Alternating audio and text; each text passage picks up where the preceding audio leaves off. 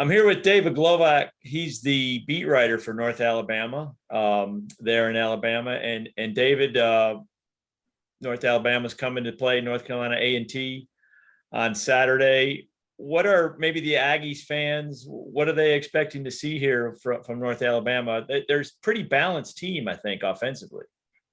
They had been more balanced as of recently. When they started out the season, they couldn't really run the ball all that well.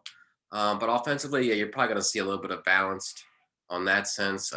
Defensively, you're going to probably see a veteran secondary. You're going to see a pretty decent linebacking core, and they've been able to get after the quarterback a little bit more in the last couple of weeks. So yeah, I guess you'll probably see a fairly balanced team from top to bottom for the most part. Well, and it's interesting. This is North Carolina A&T. They're playing another school they've never played before. I think they're playing 6 new opponents this year because they're early entry or first year entry into Big South.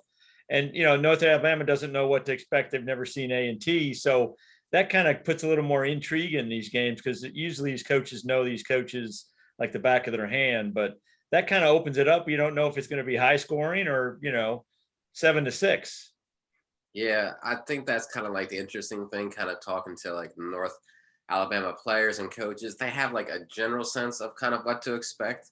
But when you talk about, facing a team for the first time, it's kind of hard to kind of know their tendencies and their likes and everything like that. So I think it should be an interesting matchup, from what I've seen from North Alabama teams that have been able to score a little bit. So that might work in A&T's favor. I don't know. What has A&T been like offensively, I guess, this season?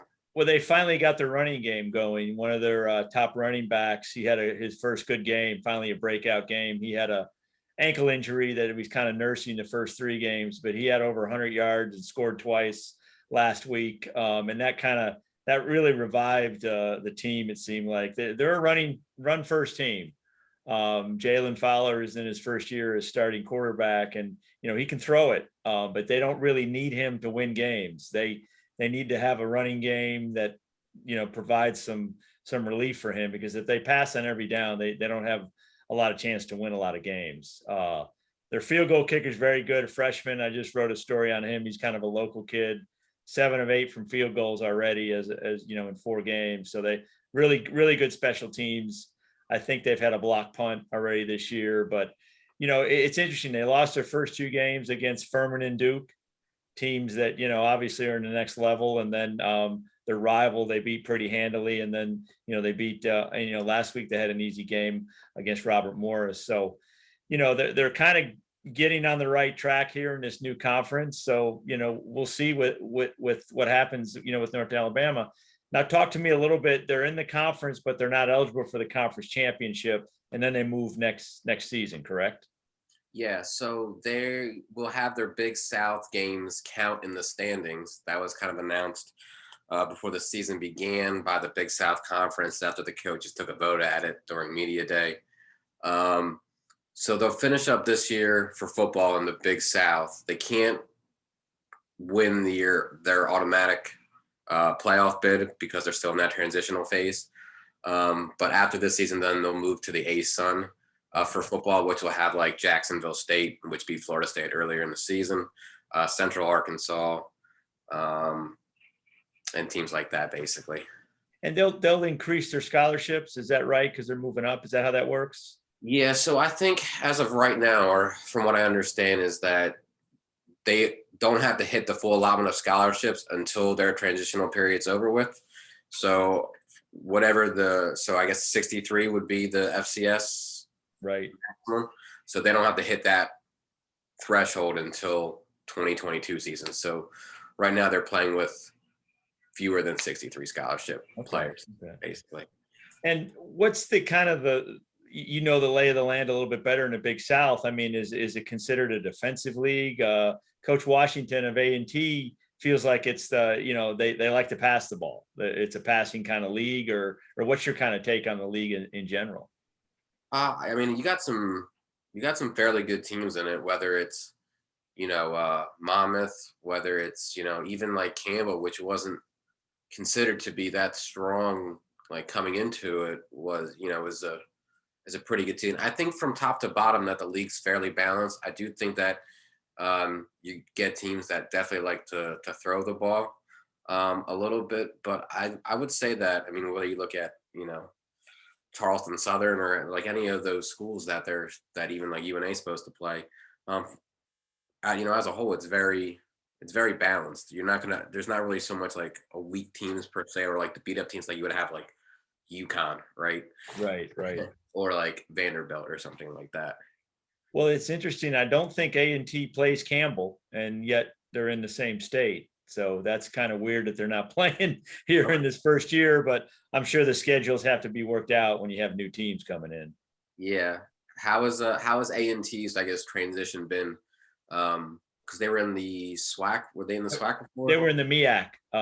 They were they were actually in the CIAA until the 70s, where they were Division II and then moved into the MEAC, which is a Division one conference. And they dominated here in the MEAC the last 3 years. I believe, were conference champions, got to go to the Celebration Bowl and make a lot of money and play on ESPN.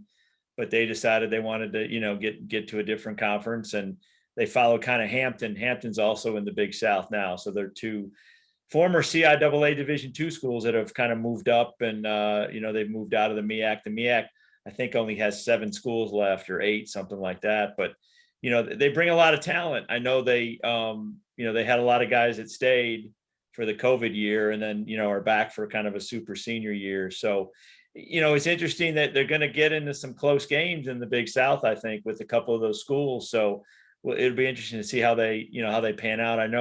I want to say Monmouth is coming for their homecoming, I think. And that'll be, 25, 35, 45,000 people that come to the homecoming at A&T. It's kind of considered a big deal, the greatest homecoming on earth.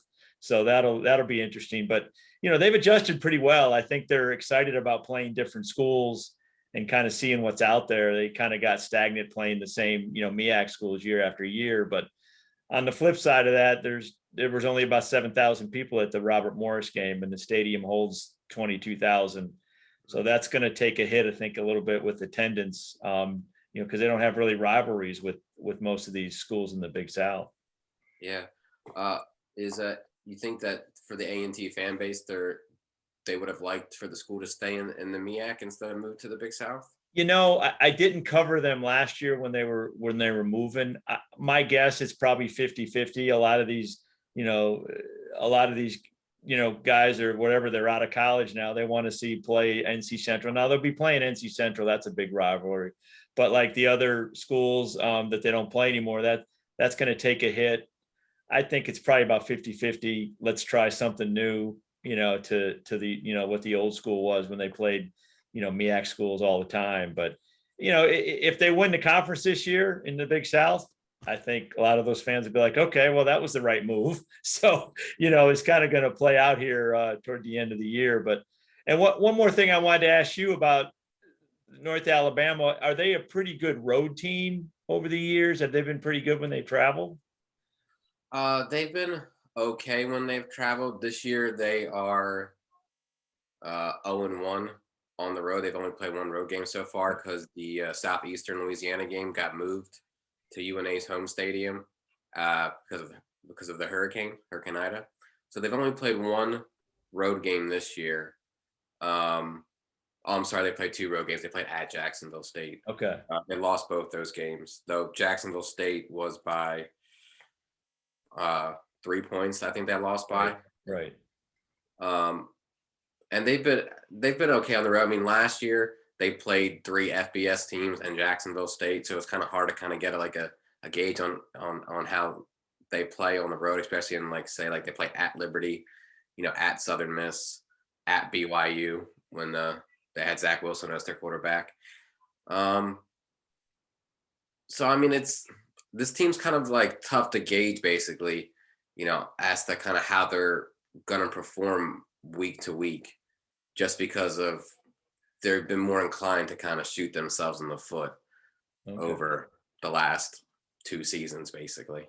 Well, I think the danger for North Carolina A&T is looking at the record and say, okay, we can beat them without even looking to see who they're playing. I think that's the worst thing. I think Coach Washington doesn't want to tell them what their record is, because that'll automatically you think, oh, we got this. And I think that's the danger with, North Alabama coming in at 0-4, but they're a pretty good 0-4 from the looks of their opponents.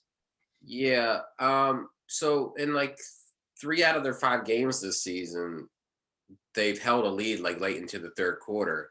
Yeah, But that's right. They're actually 0-5, aren't they? yeah. Okay. But the problem with UNA is for all the points that they've scored offensively, their offense tends to give it back. So they've allowed 7 defensive turnovers or 7 defensive touchdowns this season. Out of the 11 turnovers they've had as a team, 10 have gone for scores, whether 7 have been defensive touchdowns. Okay. 3 more were on scoring drives by the opposing offenses. The only one that didn't go for a touchdown was because the game ended last week, basically. Okay. So UNA tends to be their own worst enemy, I'll say, as the game kind of goes along there. Well, that sounds good. Well, David, I appreciate the time and continue good luck, and we'll maybe see you down the road here. All right, sounds good. I appreciate it. Thank you.